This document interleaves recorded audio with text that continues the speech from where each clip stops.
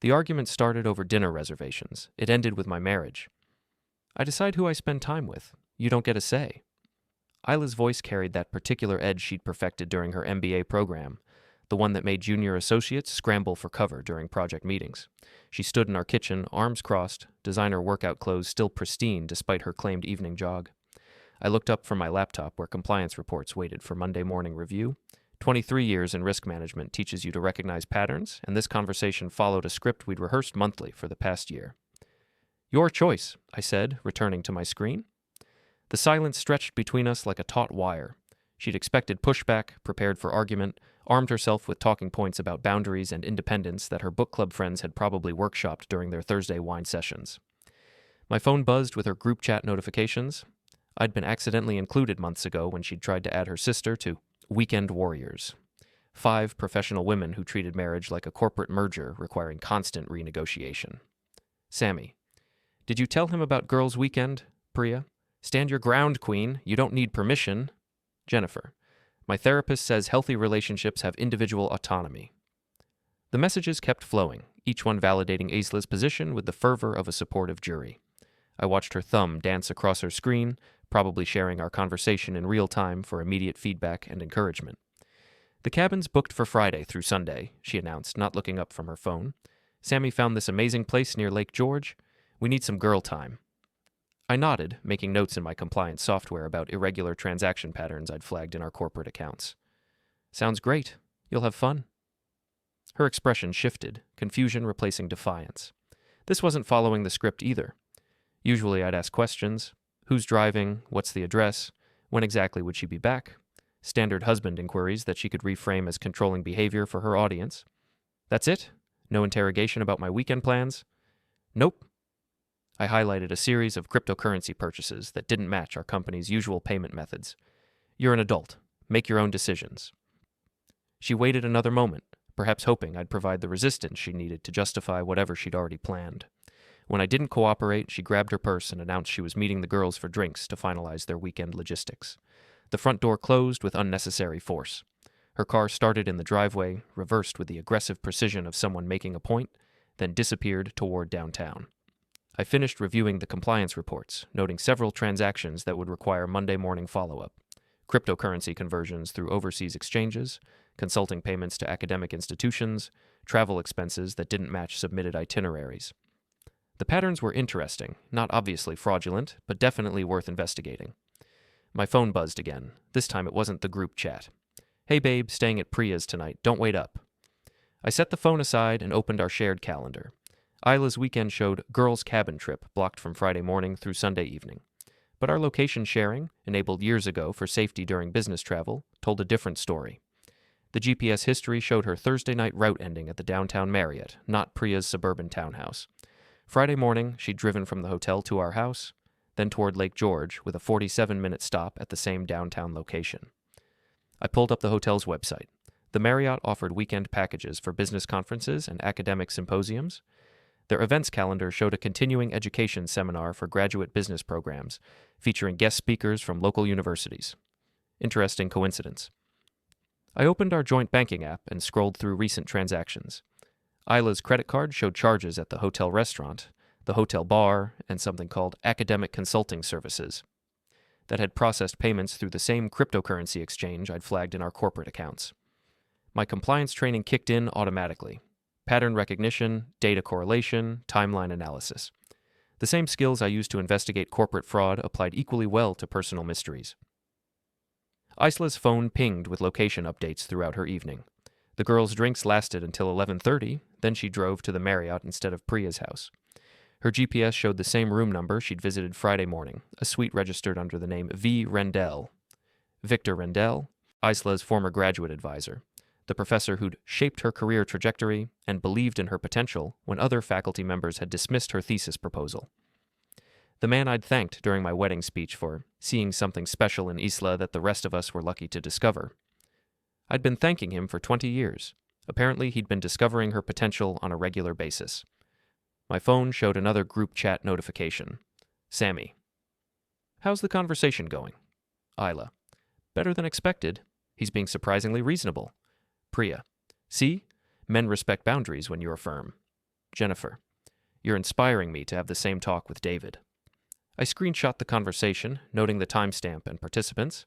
Then I opened a new folder on my laptop labeled Personal Compliance Review and began documenting everything I'd discovered. 23 years in risk management had taught me that small irregularities usually indicated larger problems. When someone started hiding transactions, changing patterns, and creating false documentation, they were typically preparing for something significant. Isla wanted autonomy. She'd declared her independence, established her boundaries, and received enthusiastic support from her advisory committee. She just hadn't considered that autonomy worked both directions. I spent the rest of the evening reviewing our shared financial accounts, insurance policies, and legal documents. The house was jointly owned, but Isla's trust fund inheritance, the money she'd used for the down payment, and frequently mentioned during arguments about my lesser financial contribution, came with restrictions I'd never bothered reading. Her grandfather had established the trust in 1987 with very specific terms about moral conduct and marital fidelity. Apparently, he'd understood something about betrayal that his granddaughter hadn't inherited along with his money. The trust documents were clear. Any inheritance funds used for marital property would revert to family control upon divorce for cause, with infidelity specifically listed as grounds for immediate asset forfeiture. I made copies of everything, organized the files chronologically, and prepared a timeline of Isla's recent behavioral changes. Her declaration of independence wasn't the beginning of our problems. It was simply the first time she'd been honest about decisions she'd already made. By morning, I had a comprehensive understanding of my wife's weekend plans and a preliminary strategy for my own autonomy declaration. She wanted freedom. She was about to discover that it came with consequences she hadn't anticipated. Saturday morning arrived with unseasonable warmth and my wife's carefully orchestrated departure. Isla emerged from our bedroom at precisely 9:15, wheeling a suitcase that seemed excessive for a casual cabin weekend. She'd packed her expensive lingerie, the La Perla set I'd bought for our anniversary, along with the perfume she typically reserved for client presentations. "The girls are picking me up at 10, she announced, checking her reflection in the hallway mirror. "We're carpooling to save gas." I nodded from the kitchen table where Saturday compliance reviews waited alongside my coffee. "Drive safe. Weather looks perfect for the lake." She paused, perhaps expecting questions about her itinerary or return time. When I offered neither, she kissed my forehead with the mechanical affection of someone fulfilling contractual obligations. "Love you," she said, the words carrying all the warmth of a corporate email signature. "Love you too." The front door closed. Her suitcase wheels scraped against the porch steps. A car engine started in our driveway, not the familiar rumble of Sammy's SUV, but the smooth purr of something German and expensive. I moved to the window and watched a black BMW sedan reverse out of our driveway. Through the tinted rear window, I could see Isla's profile and the silhouette of a male driver. Not Sammy, not Priya, not Jennifer. The car disappeared around the corner, heading toward downtown instead of the interstate that led to Lake George. I returned to my laptop and opened our location sharing app. Isla's phone showed movement through the city center, then a stop at the downtown Marriott that lasted exactly 37 minutes, long enough for check-in and room key distribution, short enough to maintain plausible deniability about traffic delays. At 11:43, her GPS resumed movement toward Lake George, following the route she'd described during her planning conversations with the girls. The timeline worked perfectly if someone wasn't paying attention to the details. I was always paying attention to details. My phone rang. Caller ID showed my friend Nathan, probably wondering about our usual Saturday golf game that I'd canceled without explanation. "Hey Nate, what's up?" "Just checking if you changed your mind about golf. Perfect weather, and Mike had to cancel anyway." I considered the invitation. Spending Saturday analyzing my wife's infidelity felt pathetic, even by my own standards. But I'd started something that needed finishing, and compliance reviews required thoroughness. "Rain check, Isla's gone for the weekend, and I've got some projects to catch up on." "Projects on Saturday? You're turning into one of those workaholics who dies at his desk surrounded by spreadsheets and regret." The irony wasn't lost on me. I was becoming exactly the kind of husband Isla complained about. Boring, predictable, more interested in data than romance. The difference was that my data had revealed why romance had become a one-sided transaction. "I'll make it up to you next weekend." "All right, but I'm picking the course, and you're buying drinks afterward." After Nathan hung up, I drove to our local bank and requested printed statements for all joint accounts going back 6 months. The teller, a middle-aged woman who'd processed our mortgage paperwork years ago, made polite conversation about weekend plans while the printer churned through transactions. "Your wife's doing well at Morrison Industries, I hear. Saw her picture in the business journal last month. She's very dedicated to her career? That's wonderful. So many couples struggle when both partners are ambitious. You must be very supportive. I smiled and collected the statements. I try to give her space to pursue her interests. Back home, I spread the financial records across our dining room table and began cross-referencing charges with Isla's calendar entries. The patterns were immediately obvious to someone trained in forensic accounting. Every girls' night corresponded with hotel charges. Every professional development seminar matched consulting payments to Academic Services International, a company registered in Delaware with Victor Rendell listed as primary consultant. The cryptocurrency transactions were more sophisticated. Isla had been converting portions of our joint savings into Bitcoin through a series of small purchases designed to avoid banking notifications. The digital currency was then transferred to wallets controlled by ASI, which converted it back to traditional currency through Singapore-based exchanges. She'd stolen $94,000 from our retirement accounts to fund her professional development with Professor Rendell. I photographed every document, uploaded the images to encrypted cloud storage, and created a comprehensive timeline of financial irregularities. Then I called our investment advisor to discuss early withdrawal penalties and account closure procedures. Is everything all right, Callum? These kinds of changes usually indicate major life transitions. Just planning ahead. Isla and I are considering some adjustments to our financial strategy. I'd recommend scheduling a consultation with both of you present. Major changes should involve both account holders. I'll discuss it with her when she gets back from her weekend trip. By late afternoon, I had documentation proving systematic financial fraud, adultery, and breach of fiduciary duty. The evidence was comprehensive, legally admissible, and professionally organized according to standards I'd learned during 23 years of compliance investigations. Isla's location sharing showed her phone stationary at the Lake George cabin since 2:30. She'd posted Instagram stories featuring lake views, wine glasses, and carefully cropped group photos that showed manicured hands but no faces. At 6:15, she called. "Hey babe, just wanted to check in. We're having such a great time. The cabin is gorgeous." I could hear background noise that didn't match lakeside tranquility, traffic sounds, urban ambient noise, the distant hum of air conditioning systems typical of hotel environments. Sounds relaxing. You deserve some time with the girls. How's your weekend? Getting some rest? Catching up on projects. Nothing exciting. Well, don't work too hard. I'll probably be back Sunday evening, depending on traffic. Drive safe. Love you. Love you too. She ended the call. Within minutes, her location sharing showed movement from the cabin back toward the city. The return trip would take approximately 2 hours, putting her at the downtown Marriott by 8:30 for whatever evening activities she'd planned with her academic consultant. I opened my laptop and began drafting a resignation letter to Morrison Industries. After Monday, I wouldn't be working in the same building as my wife, participating in her corporate success story, or maintaining the professional courtesy that had prevented me from investigating her activities more thoroughly. Isla wanted autonomy.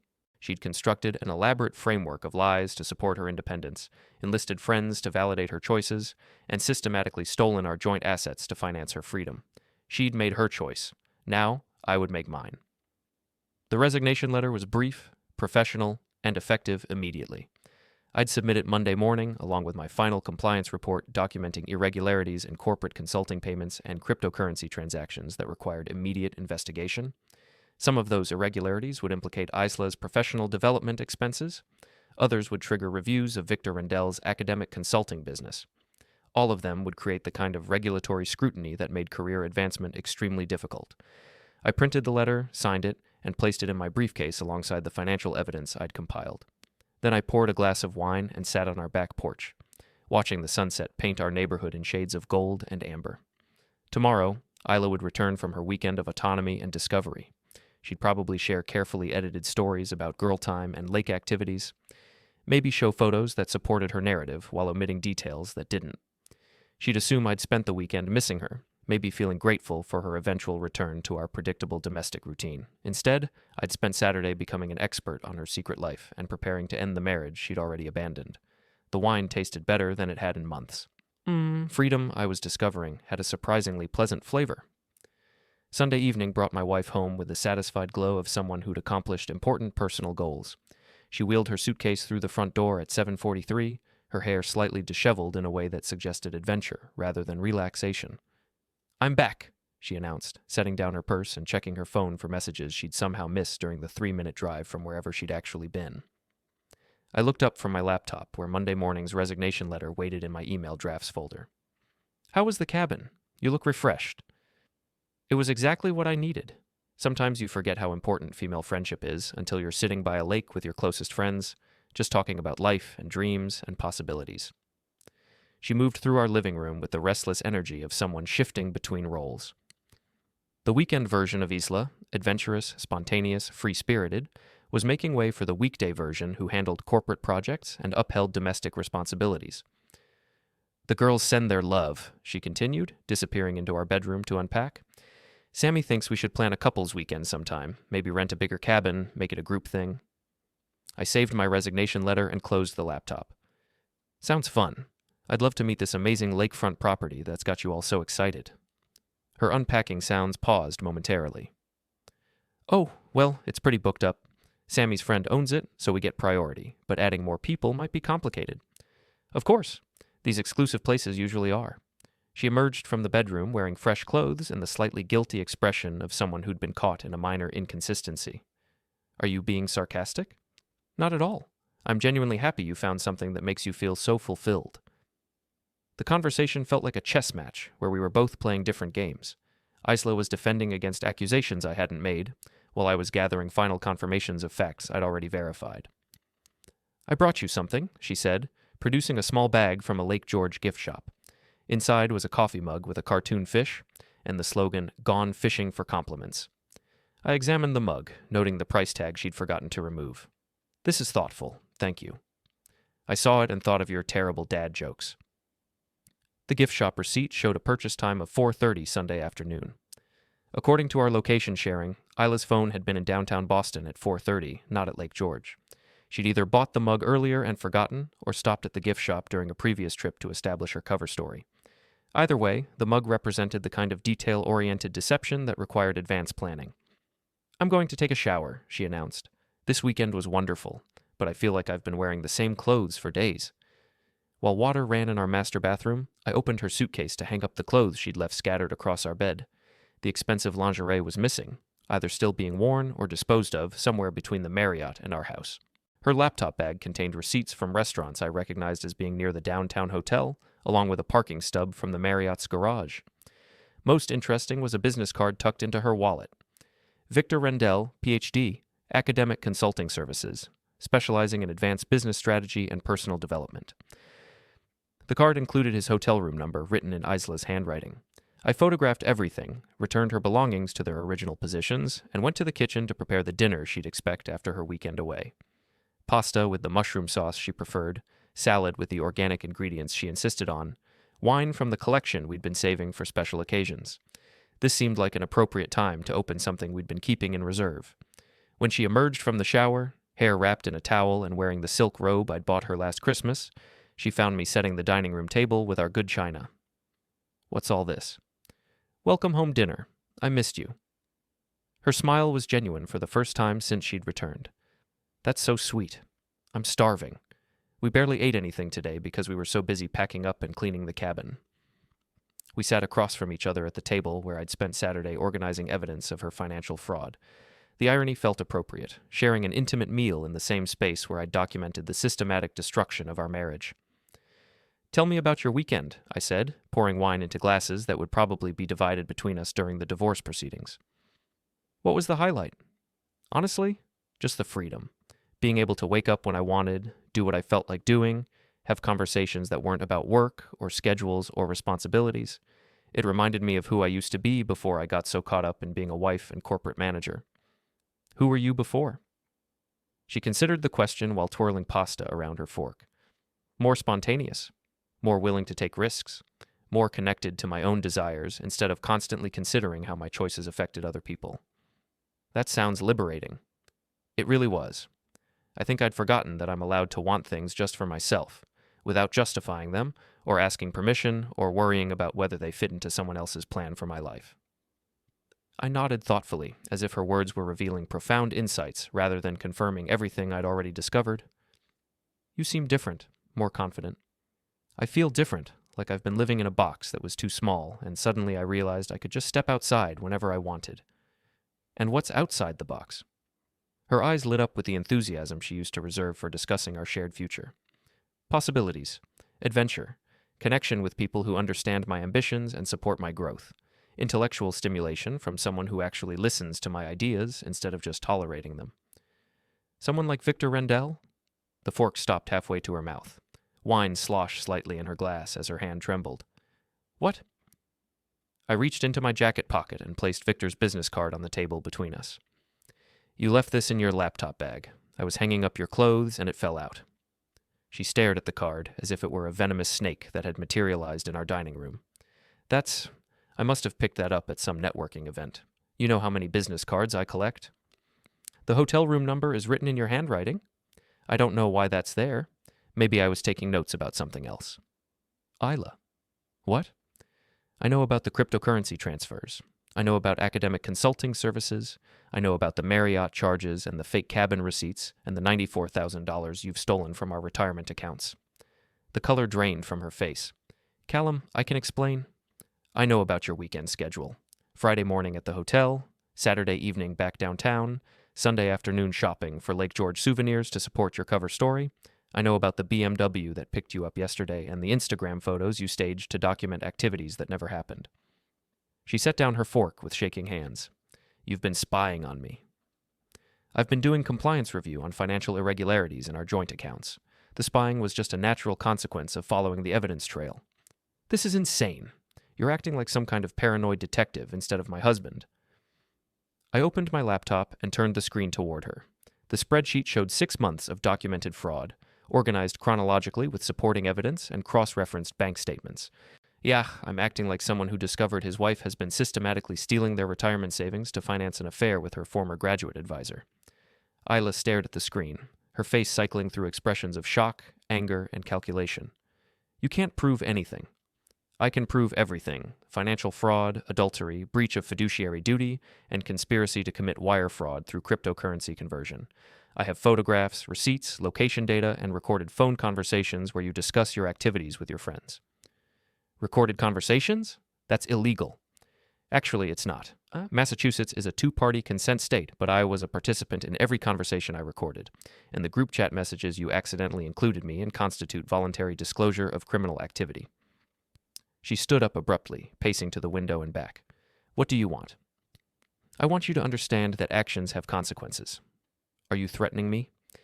I'm informing you that tomorrow morning I'm submitting my resignation to Morrison Industries along with a compliance report documenting irregularities in corporate consulting payments. The same report will be forwarded to the State Attorney General's office, the IRS, and the medical board that oversees Victor's prescription privileges. His prescription privileges? Academic Consulting Services has been billing for controlled substances that Victor isn't licensed to prescribe. That's federal drug trafficking, which carries a mandatory minimum sentence even for first-time offenders. Isla sank back into her chair, the reality of her situation finally penetrating the fantasy world she'd constructed around her weekend adventures. I never meant for this to happen. But it did happen, and now we both have to live with the consequences of your choices. She looked at me across the table, seeing perhaps for the first time the man she'd been married to for 12 years instead of the convenient supporting character in her personal growth narrative. What happens now? I closed the laptop and finished my wine. Now you discover what autonomy actually costs. Monday morning arrived with the crisp efficiency of a well-executed plan. I dressed in my best suit, the charcoal gray one Isla had helped me select for important client presentations, and prepared for what would be my final day at Morrison Industries. Isla had spent Sunday night alternating between tears and anger, cycling through the stages of grief for a marriage she'd already abandoned. She'd tried negotiation, we can work through this, bargaining, I'll end things with Victor immediately, and finally acceptance, you're really going to destroy both our careers over this. I'd listened patiently, offering the same response to each emotional appeal. You made your choices, now I'm making mine. The resignation letter was brief and professional. After 23 years of service, I was pursuing new opportunities that would allow me to focus on personal priorities. My final compliance report, however, was comprehensive and devastating. Morrison Industries had been unknowingly facilitating money laundering through cryptocurrency conversions processed as legitimate consulting expenses. The scheme involved Academic Consulting Services, a Delaware corporation that existed primarily to convert stolen funds into untraceable digital assets. The report included recommendations for immediate investigation, asset freezing, and coordination with federal authorities to prevent further financial crimes. I submitted both documents to HR and senior management at exactly 9 o'clock, then began packing my office belongings into bankers' boxes. Isla found me there at 9:30, her face flushed with the kind of panic that comes from realizing your entire professional world is collapsing. "They want to see me in HR," she said, closing my office door behind her.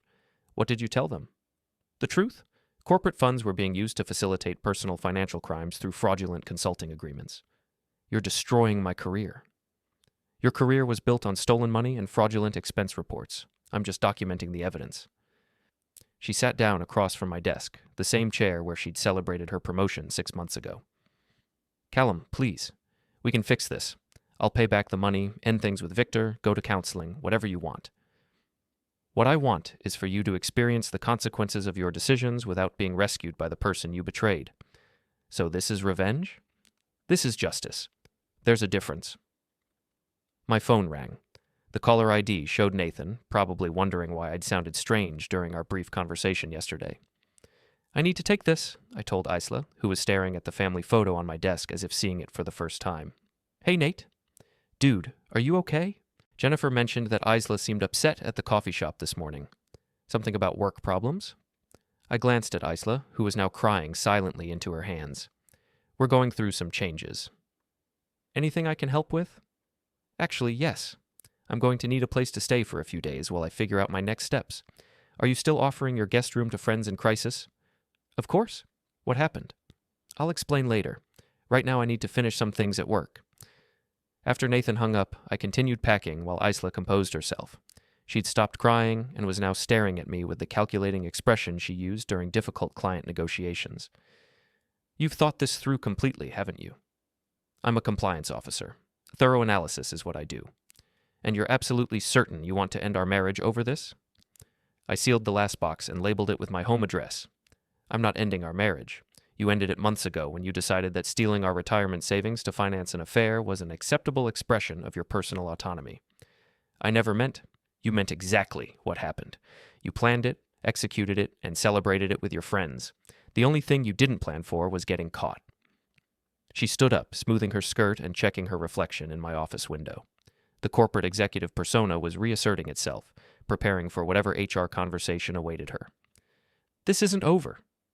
"Yes, it is." I carried my boxes to the elevator, leaving behind 23 years of corporate service and 12 years of marriage. The security guard helped me load everything into my car, making polite conversation about retirement plans and new adventures. "Starting fresh can be liberating," he said, closing my trunk. "Sometimes you don't realize how much baggage you've been carrying until you set it down." The drive to Nathan's house took 45 minutes through morning traffic. He met me in his driveway, already prepared with coffee and the kind of supportive silence that comes from 20 years of friendship. "The guest room's ready," he said, helping me carry boxes inside. "Stay as long as you need." "It might be a while. I'm starting over from scratch." "Good. You've been sleepwalking through your life for years. Maybe this will wake you up." We spent the afternoon setting up my temporary living space and discussing practical matters like mail forwarding and insurance changes. Nathan listened to the abbreviated version of my story without judgment, occasionally asking clarifying questions that helped me organize my thoughts. "So she's been stealing your money to pay for an affair with her college professor?" "Graduate advisor, and it's more complicated than just an affair. She's been systematically reconstructing her entire identity around the idea that our marriage was holding her back from her true potential." "And Victor was helping her discover this potential?" "For $94,000 in consulting fees, apparently." Nathan whistled softly. "That's expensive therapy." "It's about to get more expensive." My phone buzzed with a text from an unknown number. "This is Victor Rendell. We need to talk." I showed the message to Nathan, who raised his eyebrows. "The professor wants to negotiate?" "Probably wants to minimize his legal exposure before the medical board review begins." "Are you going to respond?" I considered the question while finishing my coffee. Victor's willingness to contact me directly suggested either desperation or arrogance. Either way, it represented an opportunity to gather additional evidence. "Yes, but not the way he expects." I typed back, "Tomorrow, 2 p.m., Morrison Industries lobby. Come alone." His response was immediate. "I prefer somewhere more private." "Public meeting or no meeting. Your choice." "Fine, 2 p.m." Nathan was grinning. "You're enjoying this." I'm completing an investigation. The fact that it's personally satisfying is just a bonus. That evening, while Nathan prepared dinner and made jokes about bachelor life, I received a call from Morrison Industries' legal department. The compliance report had triggered immediate action, federal investigators were being contacted, accounts were being frozen, and employees connected to the fraudulent consulting payments were being placed on administrative leave pending investigation. We appreciate your thoroughness in documenting these irregularities, the attorney said. Your report may have saved the company significant liability. I'm glad it was helpful. There will probably be follow-up questions as the investigation proceeds. Will you be available for consultation? Of course. I'm committed to seeing this through to completion.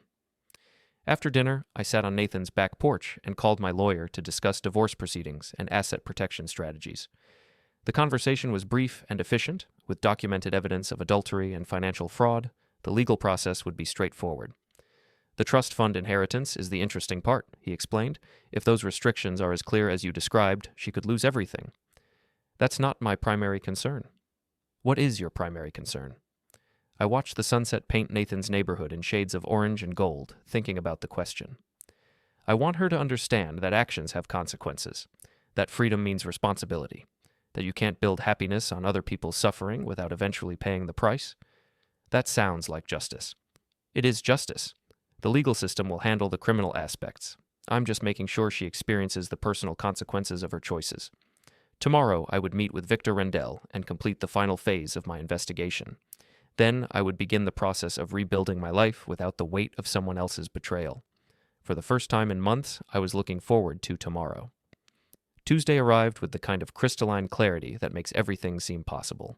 I dressed carefully for my meeting with Victor Rendell, not the corporate uniform I'd worn for 23 years, but jeans and a casual shirt that suggested I was no longer bound by professional conventions. Nathan made breakfast and offered unsolicited advice about confronting my wife's lover. Remember, you've already won. Don't let him bait you into doing something stupid. I'm not planning violence, if that's what you're worried about. I'm worried you're planning something worse than violence. You've got that look people get when they're about to destroy someone's entire existence. I considered his observation while finishing my coffee. Victor Rendell has been stealing retirement savings from middle-aged husbands to finance affairs with their wives. He deserves whatever consequences result from his choices. Just don't do anything that lands you in prison. Revenge isn't worth 25 to life. At 1:30, I drove to Morrison Industries and positioned myself in the lobby where I could observe everyone entering the building. The security desk provided an excellent vantage point, and the guards knew me well enough to allow lingering without questions. Victor arrived at exactly 2 o'clock, confirming the punctuality that had probably served him well during decades of academic appointments. He was smaller than I'd expected, mid-50s, graying hair, the kind of soft physique that comes from years of conference dinners and faculty receptions. He approached the security desk with the confident bearing of someone accustomed to being the smartest person in any room. I'm here to see Callum Torrens. I stood up from the lobby seating area. Professor Rendell, thank you for coming. His handshake was firm but slightly damp, suggesting nervousness beneath his composed exterior. I think there may be some misunderstandings that we can clear up. I don't think there are any misunderstandings, but I'm willing to listen. We sat in the lobby's conversation area, surrounded by the corporate artwork and motivational slogans that had formed the backdrop of my professional life for over 2 decades. The irony felt appropriate, conducting the final act of my marriage's dissolution in the place where both Isla and I had built our careers. Isla tells me you've made some serious accusations, Victor began, his voice carrying the measured cadence of someone accustomed to lecturing captive audiences. I've documented systematic financial fraud and reported it to the appropriate authorities. The accusations, as you call them, are simply factual observations about criminal activity. Criminal activity is a strong characterization for what amounts to consulting fees for legitimate academic services. I opened my laptop and turned the screen toward him. Academic Consulting Services has processed $437,000 in cryptocurrency transactions over the past 18 months. The funds originated from joint accounts belonging to married couples, were converted to untraceable digital assets, and then reconverted to traditional currency through overseas exchanges. Victor's composure wavered slightly. I provide valuable guidance to individuals seeking to maximize their personal and professional potential. You provide adultery services to married women and help them steal their husbands' retirement savings to pay for the experience. That's a crude oversimplification of complex relationship dynamics. It's an accurate description of wire fraud, money laundering, and conspiracy to commit theft. He leaned back in his chair, perhaps realizing that his usual academic authority wouldn't be effective in this conversation. What do you want? I want you to understand that your business model has consequences. Are you threatening me? I'm informing you that the medical board has received documentation of your prescription drug activities, the IRS has been notified of your unreported cryptocurrency income, and federal investigators are reviewing your consulting business for violations of interstate commerce regulations. Victor's face went pale. Those prescriptions were legitimate medical consultations. For controlled substances you're not licensed to prescribe, provided to individuals who weren't your patients, in exchange for cryptocurrency payments that weren't reported as taxable income. You can't prove any of that. I turned the laptop screen back toward myself and scrolled through several pages of documented evidence. I can prove all of it.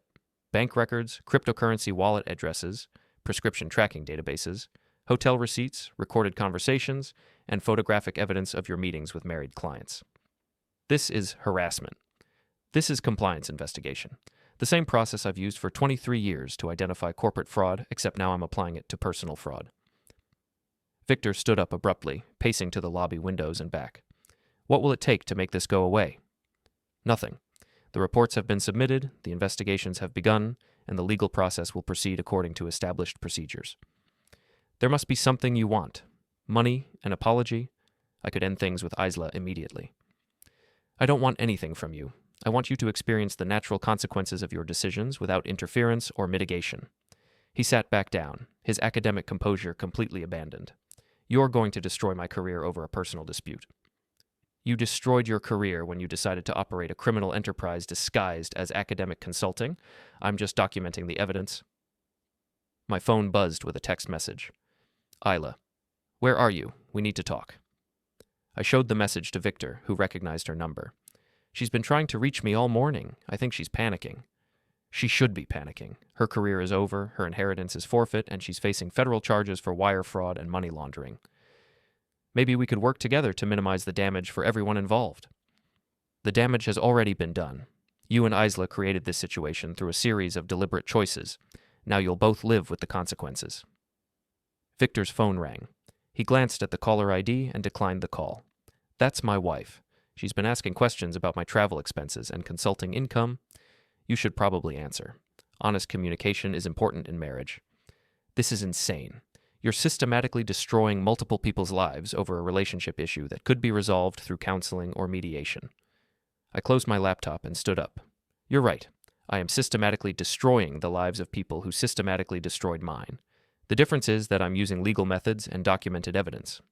So this is revenge. This is justice. Revenge would be irrational and disproportionate. This is simply ensuring that criminal activity results in appropriate legal consequences. Victor remained seated as I prepared to leave, perhaps hoping for some last-minute negotiation or compromise. What happens now? Now you go home and explain to your wife why federal investigators will be contacting her about your business activities. Then you hire a criminal defense attorney and prepare for a very public legal process. And Isla? Isla discovers what freedom actually costs when it's built on other people's suffering. I walked toward the lobby exit, leaving Victor sitting alone among the corporate motivational slogans and artificial plants. Through the windows, I could see Isla's car pulling into the parking garage. She'd probably been circling the building, waiting for our meeting to end. The timing was perfect. She would arrive just as Victor was processing the reality of his situation, and they could comfort each other while contemplating their shared legal jeopardy. I drove back to Nathan's house, where he was waiting with beer and questions about how the confrontation had proceeded. Did you get what you wanted? I got what I expected. Victor understands his situation, the legal process is proceeding, and Isla is about to discover that her weekend of autonomy has permanent consequences. And you're okay with destroying both their lives? I considered the question while opening my beer. I'm okay with ensuring that criminal activity results in legal consequences. What they chose to do with their lives was their decision. What happens to them now is simply the natural result of those decisions. My phone rang. Isla's number appeared on the screen. I answered on the fourth ring. Hello? Callum, please, we need to talk. Victor says you've reported him to federal authorities. Victor's correct. This has gone too far. You're destroying innocent people over a personal disagreement. I'm documenting criminal activity and reporting it to appropriate authorities. The fact that criminals are being destroyed is simply how the legal system is supposed to work. I'll do anything to fix this. End the affair, pay back the money, go to counseling, whatever you want. And what I want is for you to experience the consequences of your choices without being rescued by the person you betrayed. So you're just going to watch our lives fall apart. I'm going to watch your lives fall apart. My life is just beginning. I ended the call and turned off my phone. Tomorrow would bring new developments: federal investigators, legal proceedings, media attention as the story became public. Victor's academic career would end in scandal, Isla's corporate position would be terminated, and both of them would face years of legal consequences. But tonight, I was sitting on Nathan's porch, drinking beer and watching the sunset, finally free from the weight of other people's betrayal. Freedom, I had discovered, was worth every consequence it required. The story was over. Justice had been served. And for the first time in months, I was genuinely looking forward to tomorrow.